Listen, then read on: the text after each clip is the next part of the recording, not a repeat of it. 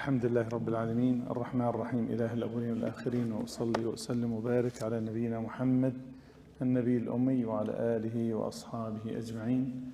اللهم علمنا ما ينفعنا وانفعنا ما علمتنا وزدنا علما. اللهم اجعلنا من يستمع القول فيتبع أحسنه. We're still in the book Stories from the Life of the Sahabah radiallahu anhum. Today, inshallah, we're going to talk about another great companion, one of the youth, the junior companions, radiallahu anhum. So, subhanAllah, as the people of Yathrib, which is Medina nowadays, they gather together to go to give the pledge of allegiance to Rasul sallallahu alayhi wasallam. And one of the group was an older man, and he insisted on taking his son. And his son was the only son he has with 9 girls. So he said he wanted his son to witness such a beautiful and important occasion, which is to go there to give the support to the Prophet ﷺ, to give him the aid and to help out for the new message, as the only place in the face of this planet accepted the Prophet ﷺ. And this is the duty for the fathers toward their sons.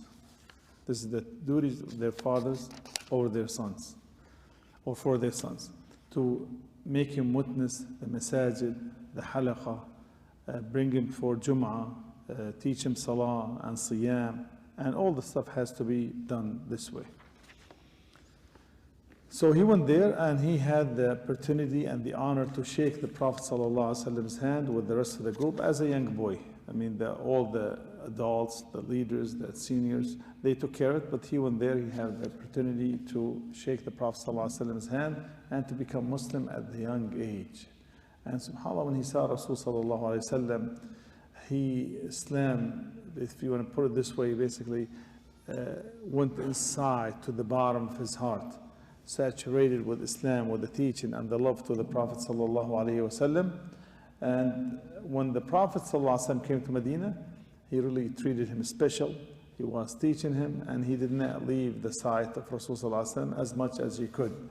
So basically, he became one of the most knowledgeable students of the Prophet sallallahu alaihi wasallam. And he memorized the book of Allah. He had the fiqh, the deen, the teaching. And just think about, he have a musnad, a book, Musnad Jabir, has about 1,540 hadith. And Imam Bukhari Muslim, they have 200 hadith narrated by Jabir. The man, his name, Jabir ibn Abd-Allah al-Ansari. Jabir ibn Abd-Allah al-Ansari. And he kept on, after the death of Rasul sallallahu alayhi wa sallam, he lived almost 100 years. He did not attend, of course, the battle of Badr nor Uhud, because he was too young. And his father used to command him, said, stay with your sisters. 2 things. He's too young, and the father told him, you have 9 sisters to take care of. And he did. He listened to his father. And then the night of Uhud, he told his son, he said, Jabir said, my father called me, and he said, I see myself, I'm dying as a shaheed. SubhanAllah, the battle started. He was the first one to die as shaheed in the battle of Uhud. Was his name Abdullah al-Ansari, radiallahu anhu wardah. But he told him before that, he said, listen, I owe some money, I have debt. Make sure pay it. Make sure pay it off. And you have your sisters, take good care of them. Said, he died right away. When I buried him with Rasulullah sallallahu alaihi wasallam, Jabir said, when he buried his father with the Prophet sallallahu alaihi wasallam, he said, Ya Rasulullah, my father, he owes so much money. And all what I have, the farm, which is have some palm trees there as the Medina people. If I want to give him from that, the whole harvest, it's going to take me years before I pay it off. It's not enough. And on top of that, I will end up with nothing for my family, for my sisters. So Rasulullah told me, let's go. And he took me to a place there, like another place that's like a public square or something. No, he took him to the farm. Was the date season. And he said, call everyone that's your father owes him money. Bring him here. So he came, and Rasulullah told him, he got a bucket, he gave each one of them amount of date enough to pay him. He paid everyone off from the dates he had with the Prophet in his farm. Allah put the barakah in the farm. So he said, I looked at the farm like he's not missing anything. He paid everyone off, and he did not give anyone anything. So, of course, Jabir, after that, we said he did not miss any battle with Rasulullah after the battle of Uhud. His father died in Uhud, and after that, his father didn't tell him, stay with your sisters. He participated immediately in the battle of the Khandaq, the trench, the battle of the trench. And he said, we had, when we were digging the trench is huge, big. And when they were digging, he said, it became a big rock. None of us was able to do it. So he said, we called Rasul sallallahu alayhi wasallam, said, Ya Rasulullah, we have a big rock, and our machines is not working with it. Too hard, too difficult. So he said, Rasulullah, leave it, I'm coming to it, inshallah. When he came, he said he had his stomach tied up with the like little rock, because he was starving, because 3 days we did not eat. Probably the Prophet ﷺ, he did not eat for longer than that. And he went there, the Prophet ﷺ, he hit it one time, it became like a sand, nothing. One he said,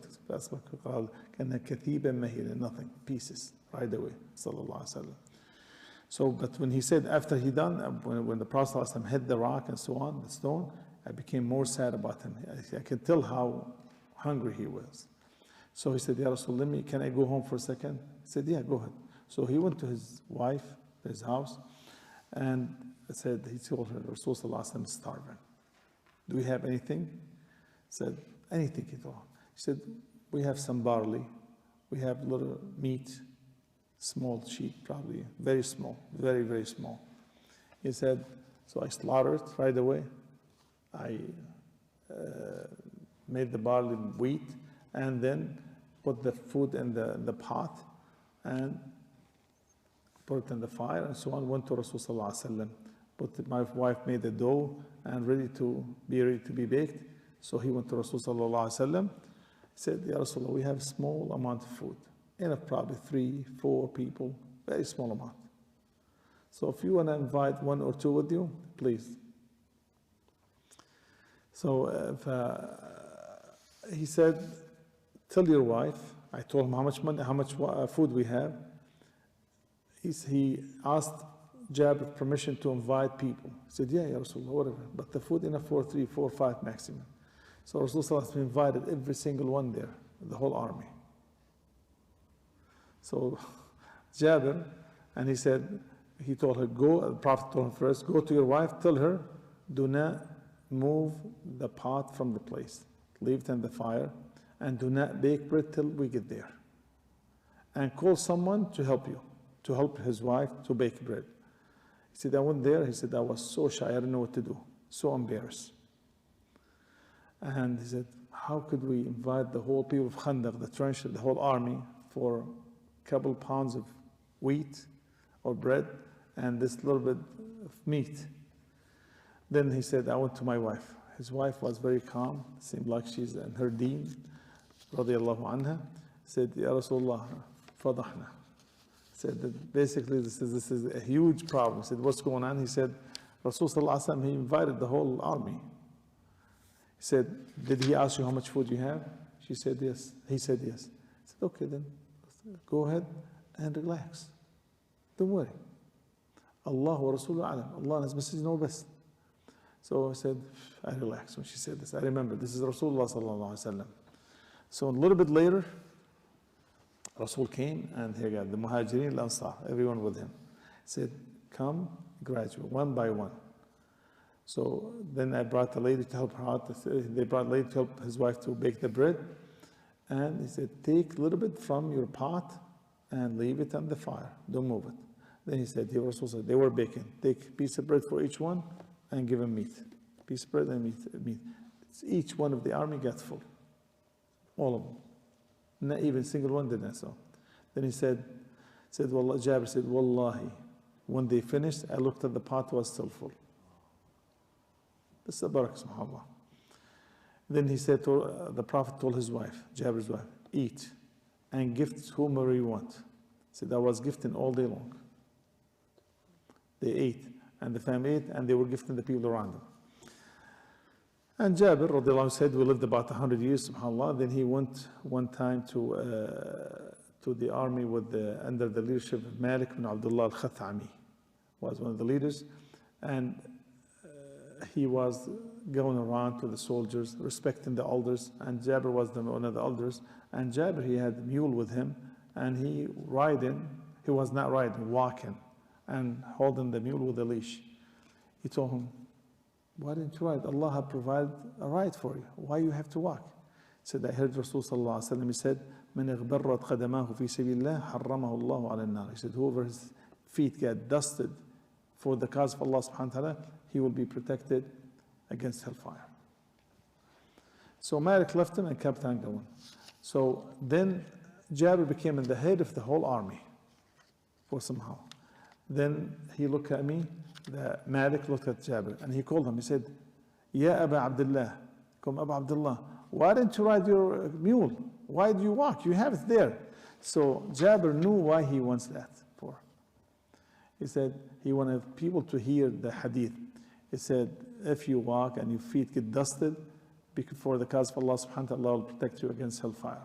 So the people came from all over the place, and each one of them wished to basically to practice and apply the hadith. And this is one of the Sahabah, the moment they hear hadith, they apply it.